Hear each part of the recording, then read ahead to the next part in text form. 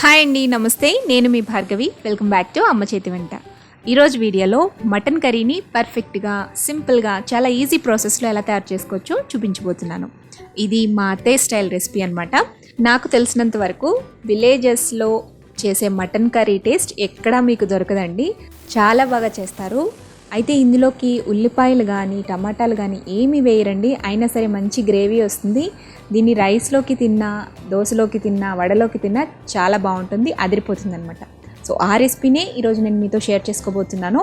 మీరు కూడా ఇంట్లో ఈ రెసిపీని తప్పకుండా ట్రై చేయండి అండ్ మీ ఫీడ్బ్యాక్ని నాకు కామెంట్ చేయండి. సో వీడియోలోకి వెళ్ళిపోదాం. మరి ఎలా చేసుకోవాలో చూసేద్దాం. ఫస్ట్ నేను దీనికి 1/2 kg దాకా మటన్ తీసుకున్నానండి. మటన్ని ఇలా చిన్న పీసెస్లా చేసుకుని పెట్టుకోవాలి. చికెన్ని కానీ మటన్ని కానీ నీసు వాసన లేకుండా శుభ్రంగా వాష్ చేసుకుని పెట్టుకోవాలండి. ఇందులో ఉప్పు అలాగే నిమ్మరసం వేసి కొద్దిగా పిసికి బాగా కడిగితే నీసు వాసన అనేది ఉండదన్నమాట. సో అలా శుభ్రంగా వాష్ చేసుకున్న తర్వాత ఇందులోకి 1/2 టీ స్పూన్ దాకా పసుపు, 2 టీ స్పూన్ల కారం, అలాగే రుచికి సరిపడా ఉప్పు వేసి వీటన్నిటిని బాగా మిక్స్ చేసుకోవాలి. మటన్ కానీ చికెన్ కానీ ఇలా నాన్ వెజెస్లోకి స్పైసీనెస్ అనేది ఎక్కువ ఉంటేనే టేస్ట్ బాగుంటుంది. అందుకని కారాన్ని కొంచెం ఎక్కువే వేసుకోవాలి. ఇలా అంతా కూడా ముక్కలకి బాగా పట్టించేసిన తర్వాత ఈ ముక్కల్ని ఒక 20 నిమిషాల పాటు పక్కన పెట్టేసుకుందాం. ఈలోపు ఇందులోకి మసాలాని ప్రిపేర్ చేసుకుందామండి. మసాలా తయారు చేసుకోవడం కోసం మిక్సీ జార్లోకి సన్నగా పొడిగా కట్ చేసి పెట్టుకున్న 1/2 చెక్క ఎండు కొబ్బరి, 1/2 టీ స్పూన్ జీలకర్ర, 2 ఇంచుల దాల్చిన చెక్క, 1/2 టీ స్పూన్ మిరియాలు, 2 యాలకులు, అలాగే 1 టేబుల్ స్పూన్ దాకా ధనియాలు, 4 లవంగ మొగ్గలు, 1 టీ స్పూన్ గసగసాలు. ఇవన్నీ కూడా మనం మసాలాకి వాడతాం అనమాట. సో వీటన్నిటిని మిక్సీ జార్లో వేసేసుకుని ఫస్ట్ ఫైన్ పౌడర్లా గ్రైండ్ చేసుకుని ఆ తర్వాత ఇలా ఫైన్గా పేస్ట్లా గ్రైండ్ చేసుకుని పక్కన పెట్టుకోండి. ఇప్పుడు స్టవ్ మీద ఒక కుక్కర్ గిన్నె పెట్టుకుని అందులోకి 3 నుంచి 4 టేబుల్ స్పూన్స్ దాకా ఆయిల్ వేసుకోవాలి. నాన్ వెజ్లోకి కొంచెం ఆయిల్ ఎక్కువే పడుతుందండి. ఆయిల్ హీట్ అయిన తర్వాత ఇందులోకి 3 టీ స్పూన్స్ దాకా అల్లం వెల్లుల్లి పేస్ట్ని వేసి పచ్చివాసన పోయేంత వరకు బాగా ఫ్రై చేసుకోవాలి. అల్లం వెల్లుల్లి పేస్ట్ బాగా వేగిన తర్వాత మనం మ్యారినేట్ చేసి పెట్టుకున్న మటన్ పీసెస్ని వేసేసుకోండి. మటన్ వేసేసి బాగా కలుపుకోండి. తర్వాత ఇందులోకి 4 పచ్చిమిర్చిని చీల్చుకుని వేసుకోండి. అలాగే కొద్దిగా కరివేపాకుని కూడా వేసి బాగా కలుపుకోండి. ఇలా అంతా మిక్స్ చేసేసుకుని మూత పెట్టి మీడియం ఫ్లేమ్లో మధ్య మధ్యలో కదుపుకుంటూ ఈ మటన్ని బాగా ఉడికించుకోవాలండి. ఇవి కొంచెం కుక్ అవ్వాలన్నమాట. మటన్ ముక్కలు కొద్దిగా సాఫ్ట్గా అయ్యేంత వరకు ఉడికించుకోవాలి. ఇలా ఉడికిన తర్వాత ఇందులోకి మనం తయారు చేసి పెట్టుకున్న మసాలా పేస్ట్ని వేసేసుకోవాలి.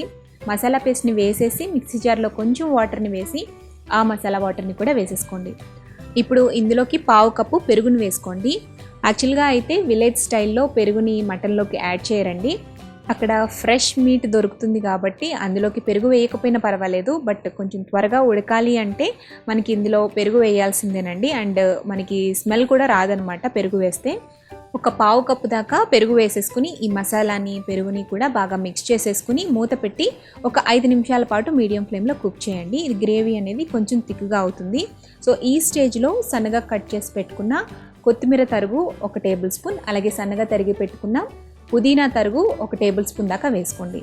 వీటన్నిటిని కూడా 1 నిమిషం పాటు బాగా కలుపుకోండి. ఇవన్నీ కలిపేసిన తర్వాత ఇప్పుడు ఇందులోకి ఎసరు పోసుకోవాలి. నేను ఇక్కడ తీసుకున్న క్వాంటిటీకి 1 కప్పు అంటే 250 ml దాకా నీళ్లు పోస్తున్నానండి. నీళ్లు పోసిన తర్వాత ఒకసారి అంతా కలుపుకుని జస్ట్ టేస్ట్ చూసుకోండి. మీకు సాల్ట్ సరిపోకపోయినా లేదా కారం సరిపోకపోయినా ఈ స్టేజ్లో వేసుకోవచ్చు. ఇలా అన్నీ వేసేసి టేస్ట్ని అడ్జస్ట్ చేసేసుకుని కుక్కర్ మూత పెట్టేసి కనీసం 6 నుండి 8 విజిల్స్ దాకా తెప్పించుకోవాలి. అంటే మటన్ అనేది ఉడకడానికి కొంచెం ఎక్కువ టైం పడుతుంది కదా. సో లేత మాంసం అయితే 4 to 6 విజిల్స్ దాకా సరిపోతాయి. కొంచెం ముదురు మాంసం అయితే 8 విజిల్స్ దాకా మీడియం ఫ్లేమ్లో పెట్టుకుని తెప్పించుకోవాలి. నేను 6 విజిల్స్ వచ్చేంత వరకు ఉడికించానండి. ఆ తర్వాత స్టవ్ ఆఫ్ చేసేసుకుని పక్కకు దించుకుని పూర్తిగా ప్రెషర్ అంతా పోయిన తర్వాత ఒకసారి మూత తీసి ముక్కని చెక్ చేయండి. ముక్క సాఫ్ట్గా ఉడికిపోతుంది. ఒకవేళ ఉడకకపోతే మళ్ళీ తిరిగి మీరు కుక్ చేసుకోవచ్చు స్టవ్ మీద పెట్టి.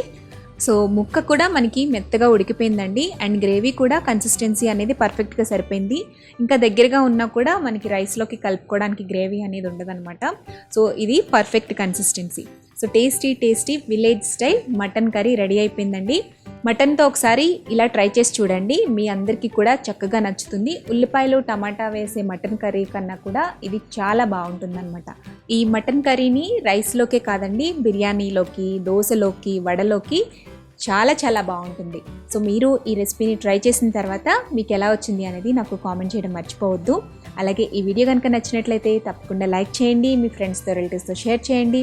మరిన్ని టేస్టీ సింపుల్ క్విక్ రెసిపీస్ కోసం అమ్మ చేతి వంట ఛానల్ని సబ్స్క్రైబ్ చేసుకోండి.